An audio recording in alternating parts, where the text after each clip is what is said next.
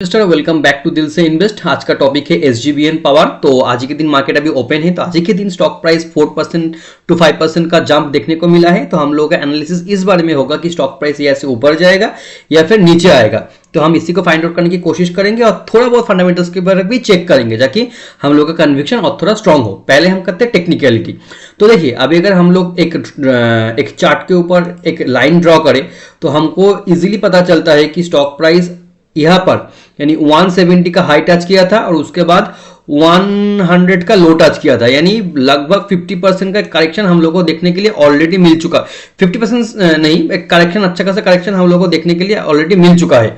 तो इसके बाद स्टॉक प्राइस फिर से एक यहाँ पर सपोर्ट जोन क्रिएट किया है अपना करके, फिर से ऊपर की तरफ भाग रहा है। तो ये सपोर्ट जोन कितना स्ट्रांग है, स्टॉक प्राइस और ऊपर जाएगा फिर नीचे आएगा, इसी को हम लोग देखेंगे। तो पहले हम लोग एक बार आइडेंटिफाई कर ले कि अभी हम लोगों का जो 7 डे मूविंग एवरेज है वो रिसेंटली 21 डे मूविंग एवरेज के नीचे आया है। ठीक है, नीचे आया है और यहाँ पर सुपर ट्रेंड नेगेटिव दिया है, लेकिन फिर भी स्टॉक प्राइस में एक तेजी आ रहा है और स्टॉक प्राइस ऊपर जा रहा है। अगर हम लोग आज ही की बात करें तो देखिए, आज ही के दिन स्टॉक प्राइस 4% का एक जंप देखने को मिला है ऑलरेडी, लेकिन वॉल्यूम उतना ज्यादा इंक्रीज नहीं हुआ है। तो इस बात को नोटिस करना कि स्टॉक प्राइस ऊपर जा रहा है लेकिन आज के दिन वॉल्यूम उतनी तेजी से ऊपर नहीं गया है। और अगले दिन एक सेलिंग हुआ था, उसके अगले दिन तो छोटे छोटे बाइंग हुआ था।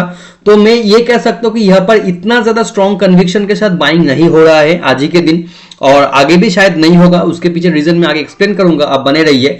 तो अगर मैं इसको एक सपोर्ट जोन पकड़ के चलता हूं तो स्टॉक प्राइस फिर से यहां तक आ सकता है 100 के आसपास। फिर यहां से एक सपोर्ट लेकर अगर फिर से यहां पर रिट्रीट करता है तो हम लोग इसको एक स्ट्रॉन्ग सपोर्ट जोन पकड़ सकते हैं। एक्चुअली लास्ट 1 ईयर से ये स्टॉक प्राइस इतना ऊपर तक भाग गया है कि हम लोगों के लिए यहाँ पर कोई स्ट्रॉन्ग सपोर्ट जोन हम लोगों को मिल नहीं रखता, सपोर्ट जोन हम लोगों को मिल नहीं सकता, जिस वजह से हम लोगों को उतना ज्यादा टेक्निकल इंडिकेटर के ऊपर हम लोग भरोसा नहीं कर सकते। तो अगर हम लोग थोड़ा बहुत हिस्ट्री की बात कर ले तो हम लोगों को ये पता चलता है। देखिए, इस वक्त देखिए, ये था 2023 7th मंथ।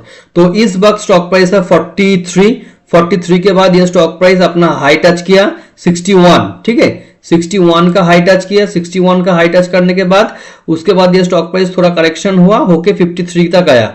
उसके बाद फिर से ये अपने एक हाई लगाया, फिर थोड़ा बहुत करेक्शन हुआ, फिर ऊपर गया, फिर एक करेक्शन ये टच किया था कहां तक 83, फिर नीचे आया 66। यानी जब भी स्टॉक प्राइस करेक्शन होता है तो नियर अबाउट 30% 35% का करेक्शन ये स्टॉक लेता है। हिस्ट्री में थोड़ा बहुत हमको प्रूव करता है। यहाँ पे भी देखिए 99 टू 80, तो यहाँ पे 20% का करेक्शन। तो अभी हम लोगों को यहां से एक बड़ा मूव देखने को मिला था, ये 100 रुपीज के आसपास से 94 के आसपास से पूरा 170 तक ये स्टॉक प्राइस एक ही बार में मूव किया, उसके बाद एक करेक्शन लिया। लेकिन यहां पर बात यह है कि स्टॉक में और ज्यादा तेजी आएगा या फिर यह कंसोलिडेट करेगा। देखिए, अभी ओवरऑल थीम पावर सेक्टर को लेकर बहुत पॉजिटिव है, जिस वजह से स्टॉक प्राइस पे एक मूव आ सकता है। उसके लिए हम लोग थोड़ा बहुत फंडामेंटल्स को समझ लेते हैं तो हम लोगों का कन्विक्शन है और ज्यादा स्ट्रांग होगा। देखिए, अगर हम लोग अभी स्टॉक की जो पी देखिए 55, ये बहुत हाई चल रहा है, सिर्फ इसी के ऊपर फोकस कीजिए। पी रेशियो बहुत हाई चल रहा है बाकी इनकी कंपटीटर की कंपेरिजन में। अगर हम लोग उसके बिजनेस को देखें तो आपको शायद पता होगा कि इन लोगों का बिजनेस मेनली पावर सेक्टर से बिलोंग करता है, यानी हाइड्रो पावर और सोलर पावर, विंड पावर, तीनों के ऊपर इन लोगों का बहुत ज्यादा फोकस है। कंपनी का आरओई इतना ज्यादा इंप्रूवमेंट नहीं हुआ है, कंपनी का आरओसीई भी बहुत ज्यादा इंप्रूवमेंट नहीं हुआ है। कंपनी के ऊपर अच्छा खासा डेप्थ है, यानी उधारी बहुत ज्यादा है। अगर कंपनी की डेप्थ इक्विटी रेशियो देखिए वो बहुत ज्यादा है। अगर हम लोग उसी के साथ कंपनी की जो एवरेज पी रेशियो देखिए, अगर हम लोग लास्ट 5 साल का एवरेज पी रेशियो देखें तो वो है 7 के आसपास, और अभी अगर हम लोग लास्ट 1 ईयर का भी एवरेज पी रेशियो देखें वो है 21 के आसपास, लेकिन अभी पी चल रहा है 54 के आसपास। तो यहां पर इसलिए मैं कह रहा हूं कि यहां से स्टॉक प्राइस में बहुत ज्यादा मूव आएगा, ये एक्सपेक्ट करना गलत होगा, क्योंकि जो स्मार्ट इन्वेस्टर्स है वो यहां पर अपना पैसा इन्वेस्ट नहीं करेंगे। तो जिस वजह से अगर आप यहां से एक बाइंग मूवमेंट करने के बारे में सोच रहे हैं, अगेन ये कोई एग्जांपल अगेन ये कोई रिकमेंडेशन नहीं है, लेकिन थोड़ा रुक जाइए, क्योंकि ऐसे स्टॉक प्राइस फिर से एक करेक्शन ले सकता है, क्योंकि स्टॉक प्राइस में अभी स्टॉक का जो वैल्यूएशन है वो बहुत एक्सपेंसिव हो चुका है। अगर हम लोग उनके साथ पीआर की कंपैरिजन करें तो देखिए, एनटीपीसी का पी देखिए 16 के आसपास है। अच्छा, पावर ग्रिड कॉर्पोरेशन को छोड़ दीजिए, अदानी पावर, टाटा पावर का देखिए 35 के आसपास, एनएचपीसी का देखिए 26, लेकिन इनमें सबसे हाईएस्ट अगर किसी का चल रहा है वो है एसजीवीएन का ही 55 के आसपास। तो ये इतना खास बात नहीं है। अगर हम लोग उसी के साथ इन लोगों का आरओई देखिए, इनका आरओई एसजीवीएन का 10% है, बाकी का आरओई थोड़ा बहुत लगभग सेम ही है या फिर इससे ज्यादा अच्छा है। और उसी के साथ अगर हम लोग कंपनी की क्वार्टर रिजल्ट की बात करें तो देखिए क्वार्टर रिजल्ट बहुत इंप्रूव हो रहा है, ऐसा बिल्कुल नहीं है। 2023 में देखिए ये फिर से एक डिक्रीज, और ये डिक्रीज क्यों है वो भी हम लोग देखेंगे। तो ये है ओवरऑल एक सिनेरियो। अगर उसके साथ हम लोग थोड़ा और ज्यादा कन्विक्शन को स्ट्रॉन्ग करें तो देखिए कंपनी का सेल्स ग्रोथ देखिए माइनस में आ गया है, ट्रेलिंग 12 मंथ में कंपेरेटिव प्रॉफिट ग्रोथ भी माइनस में आ गया है, और आरओई लगभग कम हुआ है, और उसी के साथ स्टॉक प्राइस इतना भाग गया है। तो यहाँ से करेक्शन लेना एक मैंडेट, ऐसे करेक्शन लेना बनता है। उसी के साथ अगर हम लोग एक और चीज देख ले, बहुत इंपॉर्टेंट है ये। तो अगर हम लोग लास्ट जो क्वार्टर में इनका सेल डिक्रीज हुआ था, जिस वजह से मैंने कॉन कॉल को खोल के मैंने पढ़ा, तो कुछ चीज मैंने हाईलाइट किया है। तो इससे आपको पता चलेगा कि स्टॉक में अगर तेजी आएगा तो इस वजह से आएगा।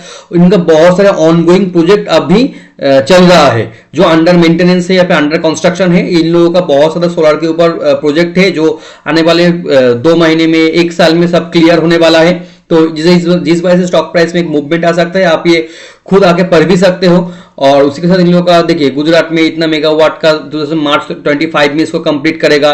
उसके बाद 250 मेगावाट का वो भी मार्च 25 में कंप्लीट होगा, मैंने अगले साल कंप्लीट होगा। फिर 25 में एक प्रोजेक्ट कंप्लीट होगा। तो 25 में इन लोगों का बहुत ज्यादा प्रोजेक्ट कंप्लीट हो रहा है, जिस वजह से स्टॉक में तेजी अगर आए तो आ सकता है, लेकिन कोई रिकमेंडेशन नहीं है, क्योंकि स्टॉक का वैल्यूएशन बहुत ओवर प्राइस हो चुका है। और जो सेल्स इन लोगों का कम हुआ है उसके पीछे का रीजन इन लोगों ने दिया है कि इन लोगों का जनरली जून और सितंबर के महीने में ज्यादा पानी के थ्रू, यानी हाइड्रो के थ्रू इनका इलेक्ट्रिसिटी प्रोड्यूस होता है। तो इस महीने में ये पॉसिबल नहीं था। तो जून टू सितंबर के क्वार्टर में इन लोगों का रिजल्ट फिर से अच्छा होगा। तो ये इन लोगों ने कहा है the peak months of generation of generally June to September, ठीक है। उसी के साथ अगर हम लोग थोड़ा और ज्यादा देखें तो 2 हाईलाइट्स मैंने करके रखा है, वो है देखिए जो हम लोग का 1 करोड़ रूफटॉप सोलर बैठाने का जो प्लान है हमारे गवर्नमेंट का, उसके अंदर इन लोगों का भी थोड़ा बहुत कंट्रीब्यूशन होगा। शायद कुछ स्टेट में अराउंड 4 to 5 गीगावाट इन लोगों के हाथ में आ सकता है प्रोजेक्ट। 40 गीगावाट का प्रोजेक्ट इन लोगों को भी हाथ में आएगा कि ये लोग ये प्रोजेक्ट करेगा। तो ओवरऑल ये था मेरा एक ओवरव्यू इस स्टॉक के बारे में। देखिए अगर आपको मैं बाइंग और सेलिंग इन्फॉर्मेशन बिल्कुल नहीं दे सकता, क्योंकि मैं कोई एडवाइजर नहीं हूं, आपका रिसर्च आप खुद कर लीजिएगा। And thanks for watching. जय हिंद।